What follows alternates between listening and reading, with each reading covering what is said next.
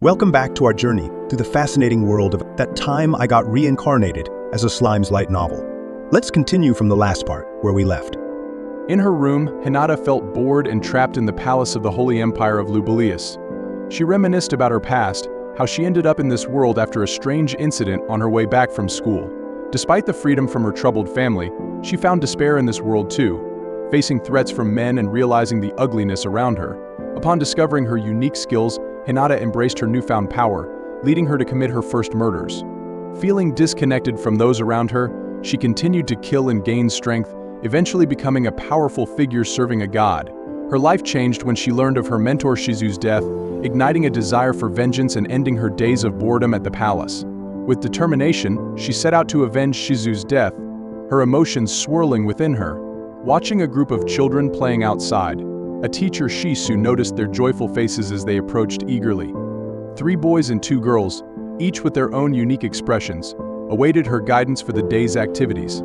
Despite her usual affection for her students, today the teacher felt a mix of happiness, sadness, and loneliness.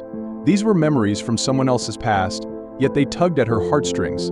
Suddenly, a plea echoed in Rinuru's mind, urging to rescue the children from an unknown danger.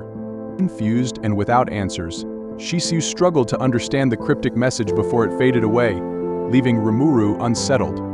It felt strange for Rimuru to have a dream after becoming a slime, a creature that doesn't need sleep.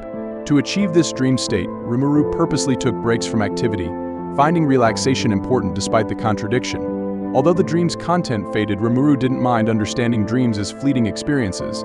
However, Shuna's interruption snapped Rimuru back to reality, reminding Rimuru of the day's tasks, including bidding farewell to Benimaru and Rieger. Reflecting on the skills acquired from Cherubitus, Rimuru felt confident in their newfound abilities, especially in magic defense and flight control, thanks to control magic and control gravity skills. Several calm months had passed since Milim's departure, but a messenger from Carolyn, a powerful demon lord, brought news of a possible trade agreement between their nations. Rimuru approved the envoy mission to Eurazania led by Benimaru, accompanied by Rieger and other hobgoblins. The goal was to observe and report on other nations to help Rimuru govern Tempest better. Despite the excitement, Rimuru couldn't shake off worries about potential conflicts. In the main square, Rimuru gave a speech to encourage the team, emphasizing caution and diplomacy. Benimaru's confidence and Rieger's enthusiasm were evident, but Rimuru couldn't help but worry about their safety. With Ranga disguised and the envoy cheered on by the crowd, they set off on their journey, hoping for fruitful diplomatic relations.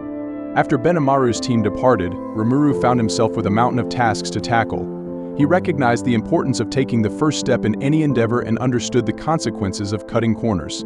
With his top security and military leaders absent, Rimuru appointed Suai for security and Hakuro as temporary military head. He also made arrangements to receive envoys from Eurazania, prioritizing the secrecy of their potion manufacturing plant and sealing off the sealed cave. Despite concerns about the cave's ventilation, Vester's assurance eased Rimuru's worries. Rimuru meticulously prepared for the envoy's visit, including training Shuna's apprentices in culinary arts and polishing the Goblina hospitality crew with Vester's guidance.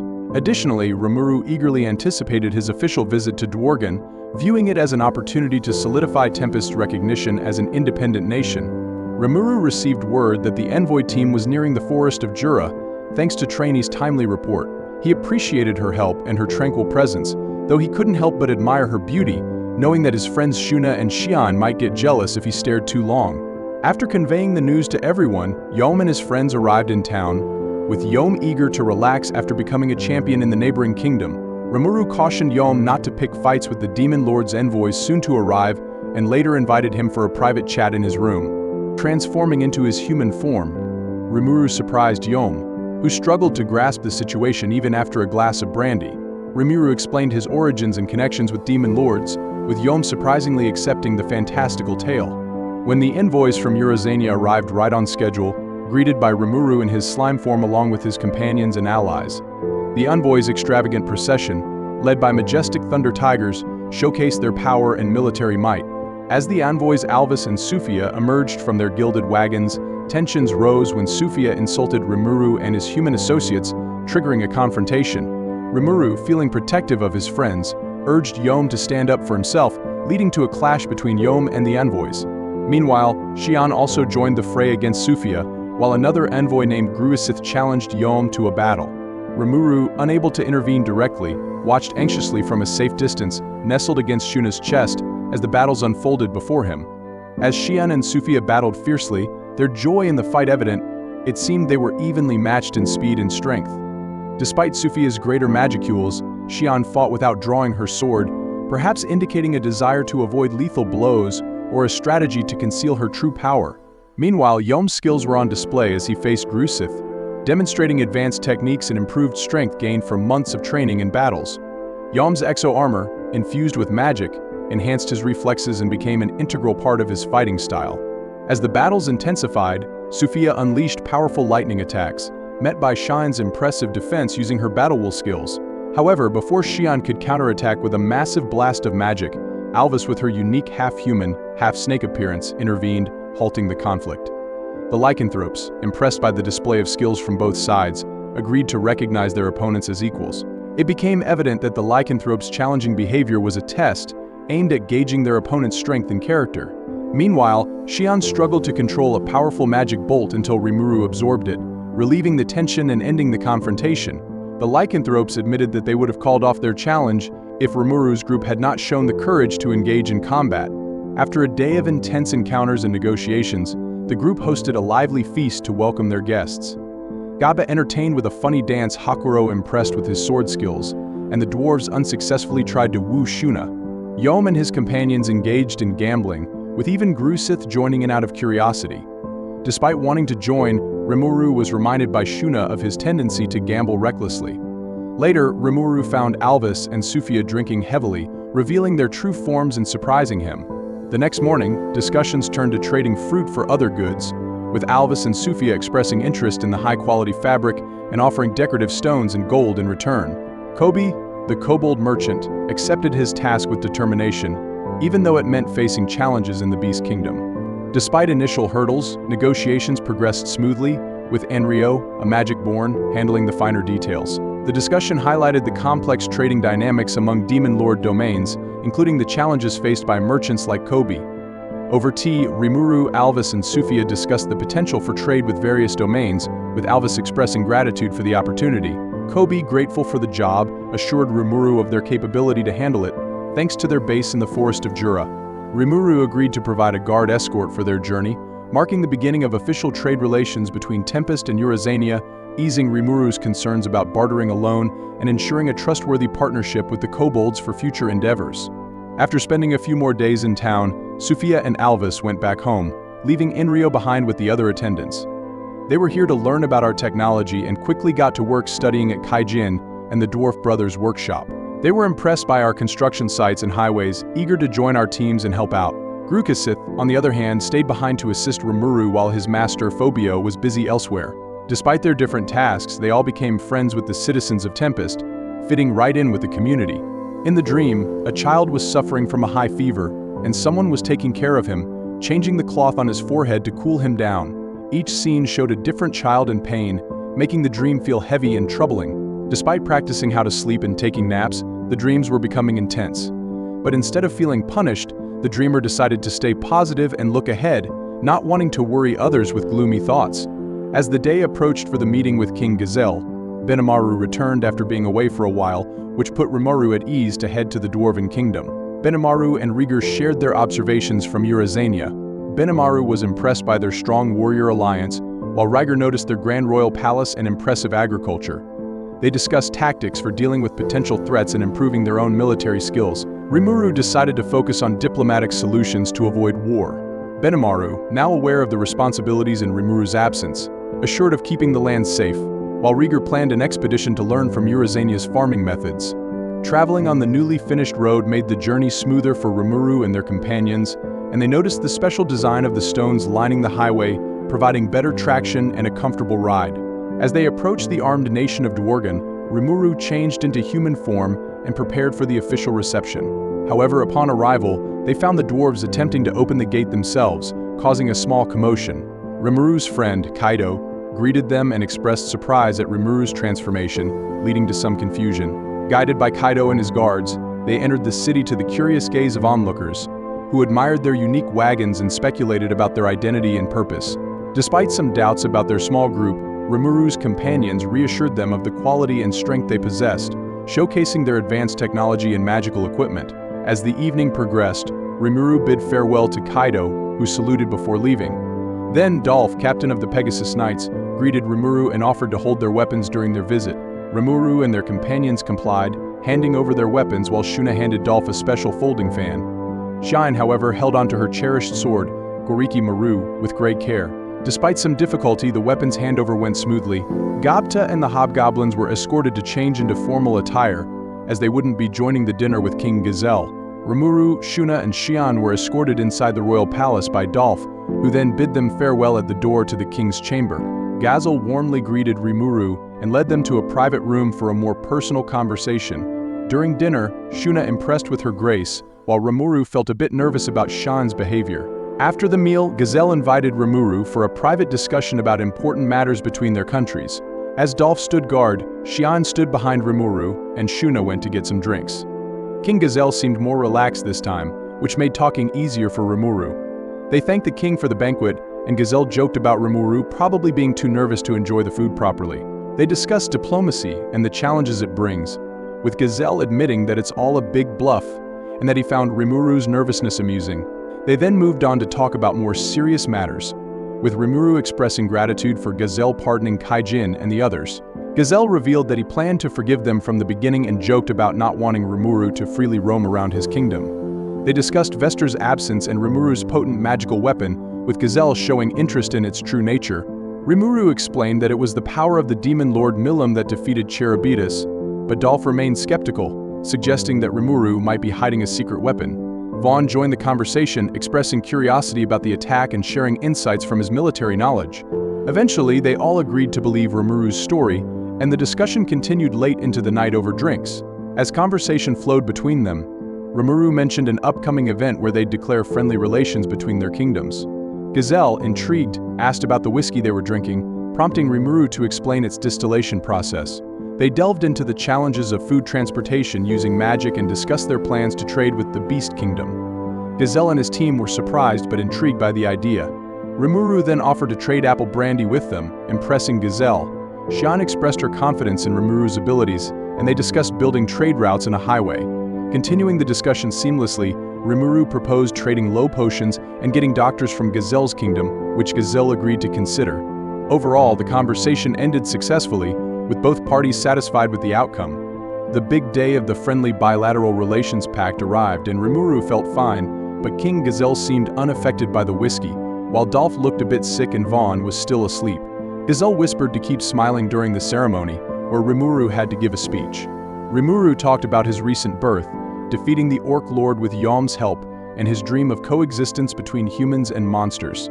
Despite feeling it was perfect, Gazelle criticized the speech for being too short, self-effacing, and emotional.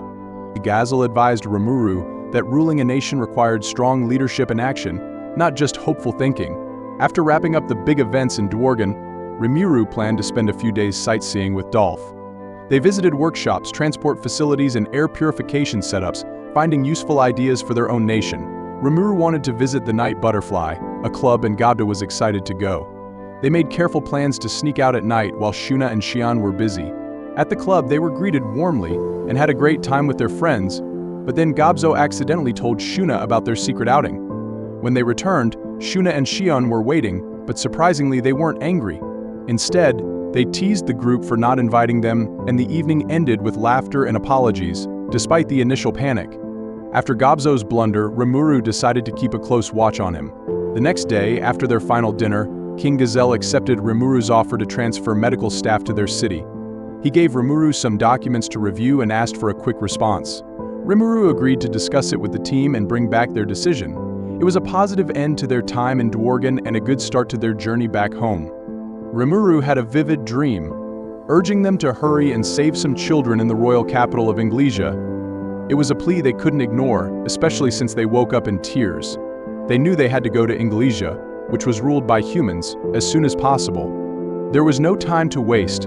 After returning to Tempest, Rimuru found that everything had been running smoothly in their absence, thanks to Benimaru and Rigurd's efforts.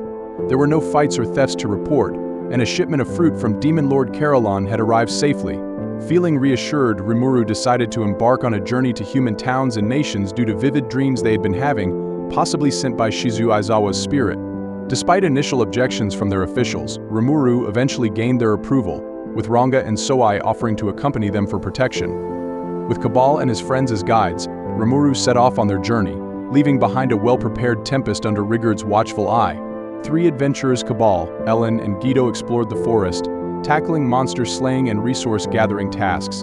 Thanks to the birth of Tempest, life had become easier for them, as they often visited the town of Rimuru. They admired the town's growth and enjoyed its hospitality, especially the delicious food prepared by Shuna. Despite their appreciation, Cabal reminded his companions of their main mission to repay Rimuru's kindness by completing tasks assigned to them. Their regular visits to Rimuru's town helped them gather materials and intelligence, which they exchanged for rank upgrades at the guild.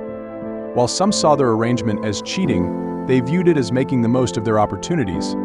Gada reported that the Cabal trio would arrive in a few days, envious of his quick transportation method.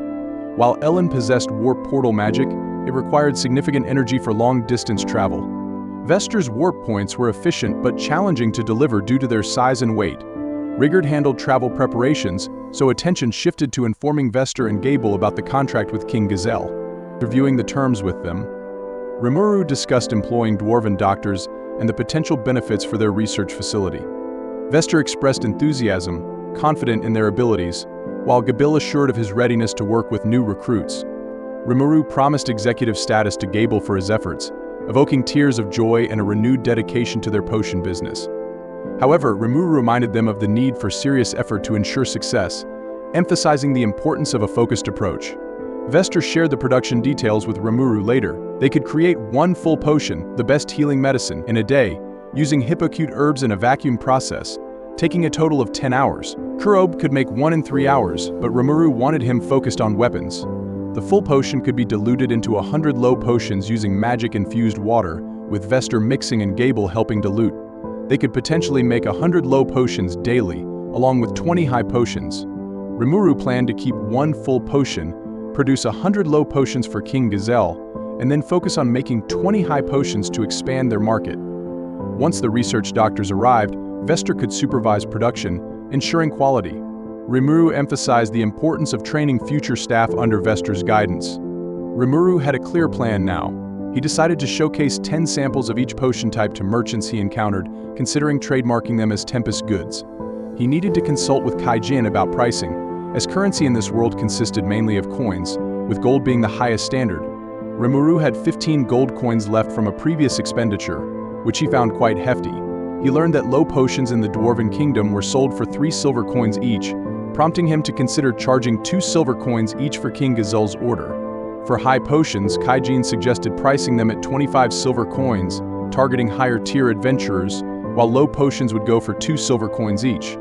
Rimuru aimed for maximum profit while ensuring fair pricing, anticipating future negotiations and expansion of their operation. Rimuru felt exhilarated as he embarked on his solo trip to the big cities. Despite having important tasks like securing new sales routes and meeting the children from his original world, he couldn't shake off his excitement. His main goal was to find people like Shizu's apprentices, Yuki Kagorazaka and Hinata Sakaguchi. However, Hinata's strength intimidated him, so he decided to meet Yuki first. As he ticked off his plans, Rimuru contemplated the layout of the nearby nations and the construction of highways connecting them to Tempest. He discussed the journey with Cabal and his friends, who marveled at the speed of construction and the comfort of their wolf wagon. Despite their initial disbelief, they eventually enjoyed the smooth ride and brushed off Rimuru's suggestion of walking. The journey continued smoothly as they traveled through the day, reaching noon without any issues. Cabal, Guido, and Ellen marveled at how small the mountain looked now that they had traveled so far. They were impressed with the stamina of their Starwolf companion, realizing it could keep going for much longer without needing a break like a regular horse. Geld suggested stopping at a resting house for lunch, which Rimuru agreed to, lifting everyone's spirits. They discussed their future plans, focusing on completing the highway to Blumund. After lunch, they resumed their journey, with Geld leading the way. As they entered the forest, Geld explained the division of labor among his crew for building the highway. Along the way, they encountered a rare flower called baffledills, which caused them to get lost briefly. However, they managed to find their way back and continued on their journey. The next day, Rimuru used his abilities to clear the path ahead, making the journey much easier for everyone. As they arrived in Blumund, a small kingdom with less than 1 million people, they made their way to a rural village surrounded by fields. Their first task was to visit the Free Guild office in the capital, where Rimuru planned to meet Fuse and get an invitation to see Grandmaster Yuki Kagurazaka. Traveling from the village to the city was easy, thanks to a regular passenger route serviced by stagecoaches.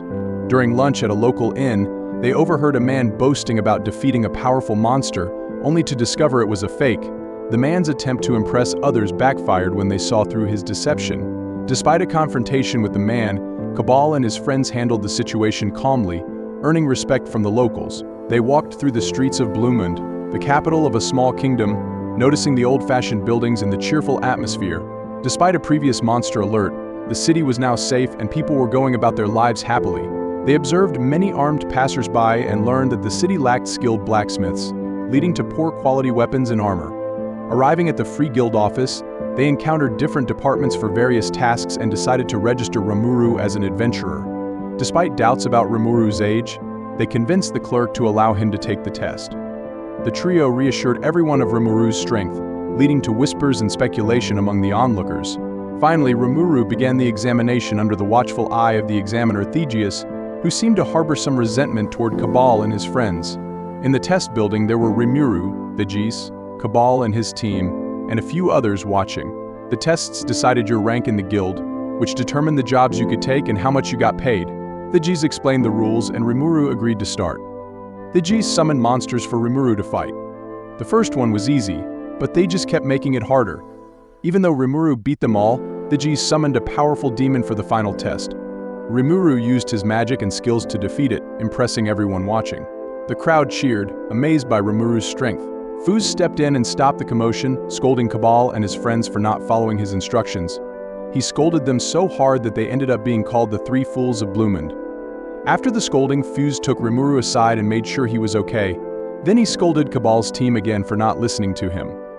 Rimuru felt bad for causing trouble, but Fuse assured him that it wasn't entirely his fault.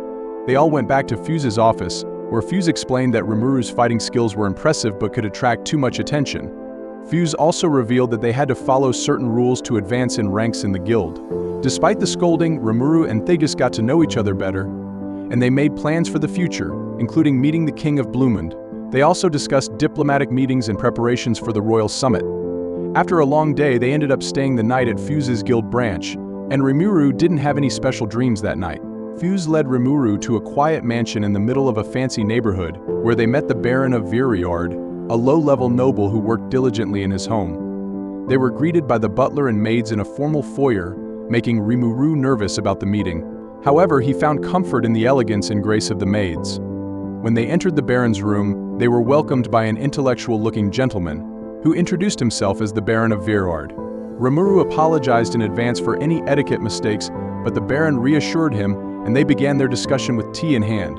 The negotiations between Rimuru and Viriard continued late into the night, focusing on two main points: a security agreement between Tempest and Blumund, and mutual permission for citizens to travel freely between their nations. Blumund, being a small and relatively weak kingdom, relied on the Free Guild for monster control, while the government focused on gathering intelligence to prevent disasters. Rimuru agreed to support adventurers in the Forest of Jura and provide supplies, which Fuse had already requested. However, when it came to setting prices for accommodations and weapon maintenance, Fuse argued that Rimuru's town offered superior quality and should charge accordingly. Rimuru compromised by offering basic lodging and training apprentices to handle maintenance. As for travel permissions, Rimuru promised to waive customs tariffs for Free Guild merchants, but insisted on collecting fees from Blumund merchants to protect Tempest's sovereignty. After some back and forth, Viriard agreed to cover fees for Blumund merchants during a grace period. The next day, Rimuru explored the capital's markets and picked up his ID papers from the guild branch with Cabal and friends. Then came the Royal Summit, where Rimuru met the King and Queen, and Fuse served as a witness. The summit went smoothly, but afterward, Rimuru realized he'd been deceived by Baron Viriard. The king's mention of a potential force from the forest hinted at a larger threat, likely from neighboring countries like Farmus or the Eastern Empire. Feeling tricked, Rimuru understood the importance of being cautious when dealing with humans and vowed to negotiate more carefully in the future. Feeling a bit foolish after being tricked, Rimuru saw an opportunity to turn the tables during a discussion with Baron Viriard. He presented a healing potion from Tempest and proposed selling it in Blumund's marketplace. When Fuse showed surprise at the potion's capabilities, Rimuru revealed that it could regenerate limbs, which shocked the Baron. However, the Baron's outburst attracted attention, so they moved to discuss in private.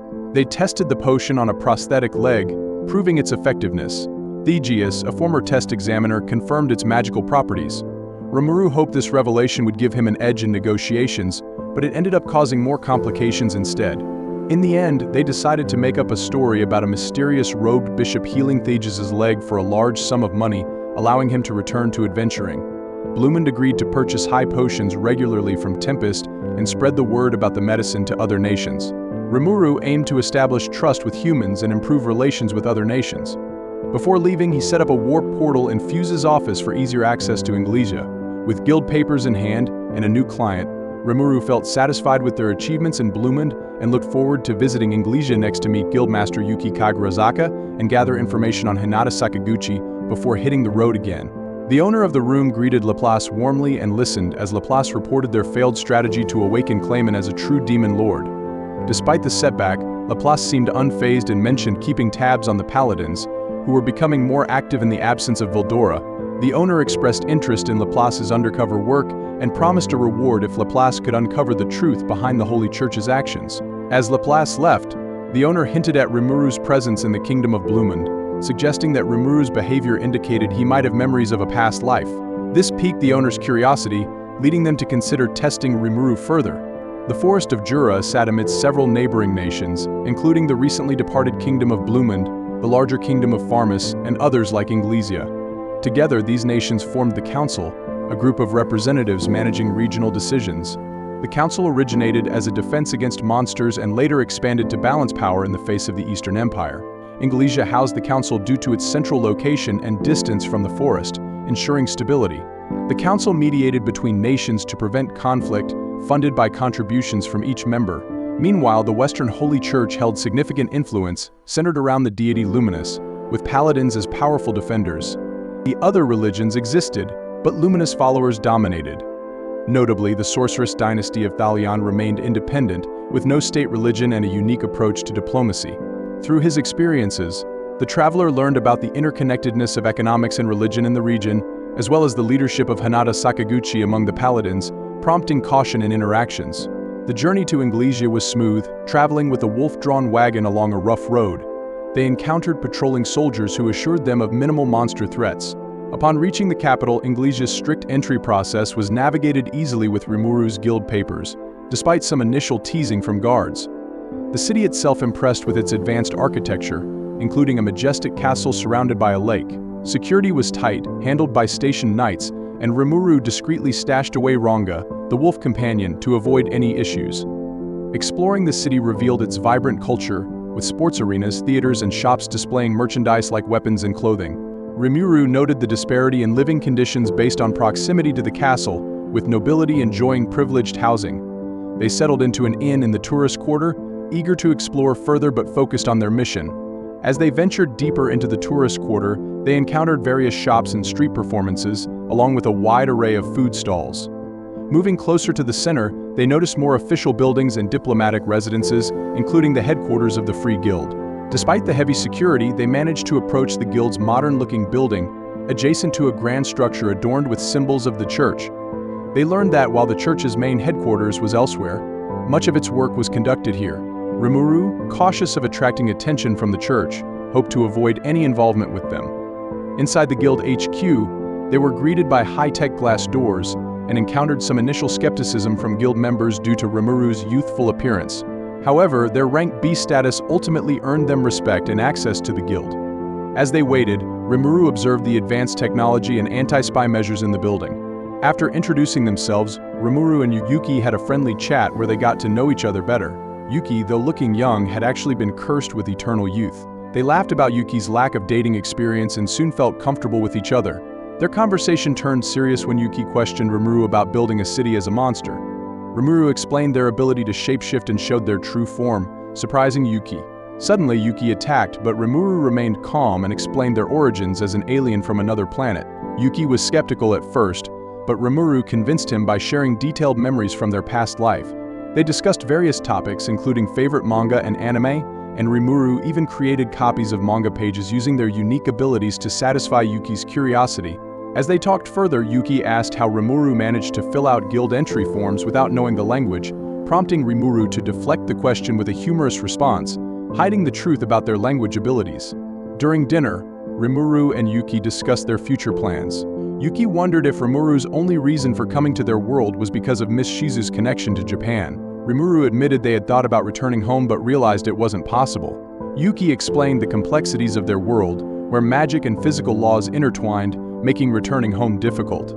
Despite this, Yuki believed it might still be achievable with the right understanding of the world's laws. They talked about magic and Yuki's research, with Rimuru offering to help. Rimuru shared their own mission, including investigating cities and finding the children from their dreams, a task Miss Shizu entrusted to them. Yuki trusted Rimuru's judgment and shared details about the children, indicating his support for Rimuru's mission. After their long talk, Rimuru felt guilty for keeping their friends waiting and treated them to dinner at a fancy restaurant. Rimuru revealed their plan to become a teacher at the school, where they believed the children from their dreams attended.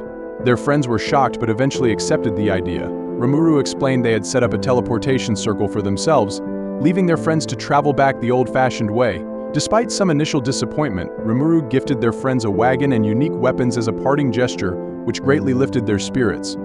The friends departed happily, leaving Rimuru feeling satisfied with their farewell. After saying goodbye to their friends, Rimuru went to the dormitory and got their key. They filled out some paperwork and arranged to move in that night. Yuki had arranged it so Rimuru would have a room in the dormitory, meals, and some money each day. It seemed like teachers were treated well in the city. Rimuru checked out the dormitory and found it to be quite nice, especially considering the price. They had 7 days before they started teaching, so Rimuru spent the next few days buying household items and settling into their new place. They also spent time at the library, where they could read magic books. Rimuru used their special skills to quickly absorb the information from the books.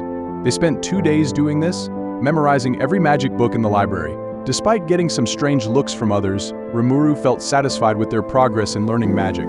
After agreeing to teach a special class at the academy, Rimuru was briefed by the vice principal about the unique challenges they would face. The class, called S-Class, consisted of 5 troubled students from different countries who were summoned to this world but not fully completed. These children were powerful but lacked control and were prone to causing trouble. Rimuru learned about the complexities of summoning and the sacrifices involved in creating a hero for humanity. Despite the grim situation, Rimuru decided to take on the responsibility of guiding and teaching these children. However, their first day didn't go as planned when the students greeted Rimuru with hostility and even attacked him. The kids reluctantly agreed to participate in a test proposed by Rimuru, which involved mock combat. Each child took turns trying to defeat Rimuru, but none succeeded as he easily dodged their attacks. One girl named Chloe used water magic, while another boy named Gale used powerful energy blasts, but Rimuru remained undefeated. Finally, the youngest girl, Alice, unleashed a horde of living toys on Rimuru, but he managed to evade them all until the time ran out. Despite their initial resistance, the kids began to realize the importance of listening to their new advisor and following instructions. After impressively defeating all 5 kids in mock combat, the new advisor, Rimuru, gained respect from the school crowd. Observing the children's patchwork of skills, Rimuru realized they were imitating their previous teacher, Shizu. Despite trying to drain their magic, he discovered it wasn't possible. Determined to help them, Rimuru decided to hold regular treatment sessions to release some magic and delay the danger. Back in class, he reassured the kids and earned their trust, promising to save them with Shizu's mask on. However, he couldn't shake off the mystery of why Shizu left them for her mission against the demon lord, Leon. With the help of the greatsage, Rimuru uncovered that Leon might hold the key to saving the children. Back to the village, in Shuna's room, Xian interrupted her reading to ask about a magic book from Rimuru. The previous night, Rimuru surprised Shuna with a pile of magical tomes, and Xian got a treat too. Shuna shared the sweets Rimuru brought, which everyone enjoyed.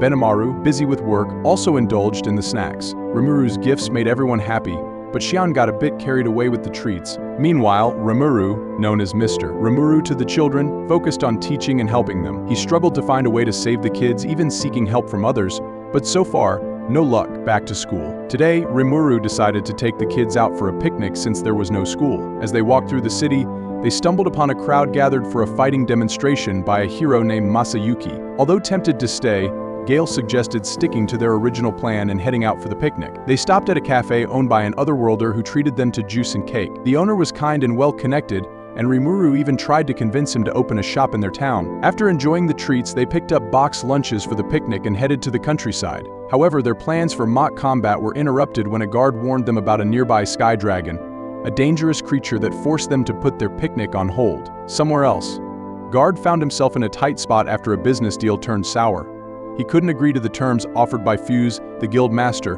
but Fuse warned him that rejecting the deal might cost him future opportunities. Despite the risks, Guard decided to negotiate openly. Eventually, he struck a deal to procure potions for the guild, but things took an unexpected turn when he encountered a sky dragon while traveling to deliver the potions. The dragon wreaked havoc, forcing Guard to make a tough decision. He chose to distribute the potions to soldiers in need, even though it meant facing the dragon's wrath. Just when all hope seemed lost, a mysterious figure appeared and confronted the dragon, giving Guard and his companion a glimmer of hope. Back to the story. When the pressure hit, Rimuru's group had different ideas about how to handle the situation. The teacher decided to face the sky dragon alone, leaving his students worried. Despite their protests, he assured them he wouldn't take on a fight he couldn't win. To disguise himself and maintain his cover, he transformed into an adult form using black mist, impressing the children with his abilities. Before leaving, he handed his mask to Chloe for safekeeping. At the battlefield, he found Bai Di and a merchant distributing potions to the wounded. Surprised by their presence, he urged them to continue helping while he dealt with the dragon. With his incredible strength and abilities, he defeated the sky dragon effortlessly, ensuring the safety of everyone present. That night, Rimuru took Bide and Minjalmile to a fancy nightclub in the capital city. The place was top-notch, with beautiful hostesses and delicious food and drinks. Minjalmile footed the bill, eager to discuss future plans with Rimuru. They talked about Minjalmile's role as a major merchant in Bloomund, who had both guild accreditation and a permit from the kingdom's government. Rimuru admired Minjalmile's authenticity and business acumen, seeing potential in their partnership. Despite the children's presence, they enjoyed themselves, with Bai keeping them entertained while they discussed business. Jalmile promised to continue spreading the word about Rimuru's potions, and they established a new business relationship based on trust. Later, a hostess mentioned the dwelling of the spirits, sparking Rimuru's curiosity about its location in the Republic of Eurgracia. After bidding farewell to Jalmile and the staff, Rimuru hoped nobody would reveal that he brought children to a nightclub. So there they were, at Urgur Nature Park in the Republic of Eurgracia, looking for the dwelling of the spirits. It took a while to get there, but they finally arrived after traveling for 3 weeks. Rimuru had lent his wagon to Cabal as a gift and borrowed a new one for the trip, pulled by Ranga. At night, they used warp portal magic to travel back to their dormitory, saving them the hassle of buying supplies. Eurgracia was different from the other nations Rimuru knew, as everyone there could use elemental magic. In Eurgracia, people made pacts with elemental spirits to use their powers. If you couldn't make a pact, you were exiled at the age of 20. The nation had friendly relations with its neighbors, thanks to its peaceful nature and magical abilities. Rimuru planned to summon some high-level elementals to help solve a problem. They prepared to enter the dwelling of the spirits, a mysterious place where no one had returned from. Rimuru drew a magic circle as a precaution before they went in, and the children bravely followed him inside. As soon as they were all inside, the door shut tight. Rimuru tried to use his warp portal magic to escape, but it didn't work. It seemed like spatial magic didn't function in this strange place. Realizing they couldn't leave, Rimuru decided to focus on solving the trial ahead. As they moved forward, they encountered a corridor filled with traps designed to confuse them. Rimuru, using his special skills, managed to navigate through the traps. Suddenly, voices echoed in their minds, making the children uneasy. Rimuru tried to reason with the voices, asking them to guide them instead of hindering them. Surprisingly, the voices led them to a large chamber with a giant statue made of steel. A telepathic voice explained that the trial involved defeating the statue. Rimuru stepped forward to face the challenge, analyzing the statue and realizing it was incredibly powerful. Despite the danger, Rimuru remained calm and devised a plan to defeat the statue by binding it with his demon wire bind technique and then unleashing a powerful attack called Hellflare. The attack vaporized the statue instantly, surprising both the voices and the children. After defeating the big statue, Rimuru felt confident and demanded the hidden voices to show themselves. A little fairy named Ramirez appeared, claiming to be a powerful demon lord. Rimuru doubted her story but decided to hear her out. Ramirez explained that she wanted to scare them with the statue and then help them to earn their respect. Rimuru agreed to listen but remained skeptical. Ramirez revealed that she knew a guy named Leon who also became a demon lord and shared some stories about him. She then agreed to help Rimuru summon high-level elementals to aid them. Rimuru explained the children's situation and Ramirez agreed to assist. Despite her childish behavior, Ramirez showed a serious side and promised to guide them safely. She then prepared to summon the elementals. They arrived at the dwelling of the spirits where they met Ramirez. Ramirez knew about a friend named Trainee who had turned into a dryad. She explained that she was once the spirit queen but got demoted to a fairy. Ramirez had a unique ability to give birth to a new version of herself, keeping her thoughts alive. They entered the oracle chamber, and Ramirez instructed them to call for elementals. Gale went first, praying for help. Small spirits appeared, but no high-level elemental came. Rimuru decided to merge the spirits to create a high-level earth spirit and fused it with Gale. Gale felt relieved, and they moved on to help the others. They had to repeat the process 4 more times, but hope started to shine through their efforts. Next up was Alice. She was too scared to walk up the narrow pathway, so Rimuru carried her. They watched as Alice closed her eyes and prayed just like Gale did before. Particles of light fell from the sky again, and Rimuru knew what to do. He merged the lights to create a high-level air spirit and combined it with Alice. She felt relieved, and they moved on to help the others. Kenya was next, and this time a high-level light spirit appeared. They talked for a while, and the spirit promised to protect Kenya. Ryota went after Kenya, and although no high-level spirit showed up, Rimuru merged water and wind spirits to help him. Last was Chloe, who confessed her love to Rimuru before summoning her spirit. Just like the others, Chloe started to pray. But then, something extraordinary happened. A stunning woman with shiny, dark silver hair appeared before them. She was like a powerful spirit but without a physical body. The woman hugged Rimuru and tried to touch Chloe, causing panic. Ramirez stepped in to stop her, but it was too late. The woman merged with Chloe, leaving everyone confused. Rimuru tried to analyze what happened, but there were no clear answers. Ramirez speculated that the woman might be from the future and somehow found a way to be born by entering Chloe. Despite the confusion, Rimuru reassured Chloe that everything was okay, and they thanked Ramirez for her help. Ramirez, though initially flustered, joined in a joyful dance with the other fairies, bringing warmth and happiness to all. After solving the crisis with Chloe, Rimuru decided to leave, but Ramirez stopped him, reminding him of a promise he made to her. She demanded a new golem since Rimuru accidentally destroyed her old one. Rimuru quickly crafted a small golem from magisteel, but Ramirez was not satisfied, needing something stronger to protect her. Feeling guilty for breaking her golem, Rimuru decided to create a new one using creation magic and a demon. He knew demons could be summoned to fulfill tasks as long as the conditions were fair. With the sage's help, Rimuru planned to make a powerful golem using magisteel and a demon's strength, ensuring Ramirez's safety in the labyrinth. After resolving the issue with Ramirez, Rimuru agreed to help her by creating a strong guardian for her. In return, Ramirez agreed to teach Rimuru spirit engineering. Rimuru planned to involve Kaijin and Vester in reproducing the elemental colossus back in town. Rimuru started crafting the new guardian from magisteel, which fascinated the children. Ramirez was initially skeptical but grew excited as she watched Rimuru work. Rimuru explained the plan to instill the guardian with a demon spirit. The greater demon summoned by Rimuru pledged loyalty and was named Beretta. Rimuru fulfilled his promise to Ramirez, but Beretta turned out to be even stronger than expected. After completing Beretta, Rimuru rested while the children slept peacefully, relieved from their previous anxiety. The next morning, Rimuru escorted the children out of the dwelling of the spirits, ensuring their safety and fulfilling Shizu's wish, ready to return to Tempest in peace. After leaving the maze, Rimuru used spatial motion to bring the kids back with him to Inglesia, which was pretty helpful for revisiting places. He also picked up a magic ring for emergencies. Back at the academy, Rimuru talked to Yuki about the kids' future. They decided the kids would stay at the academy to learn magic and other subjects. Rimuru promised to attend their graduations and stay in touch. The kids cried when Rimuru told them he was leaving, but he assured them he could visit anytime. Rimuru gave Chloe the mask of magic resistance to cheer her up and gave Alice a school uniform. Rimuru reminded the kids to keep studying and promised to see them during breaks. With smiles on their faces, the kids saw Rimuru off as he left the Inglesian capital. The trip to the human lands turned out to be longer than expected, but Rimuru made some special connections with the children there. However, things started to change back home in Tempest.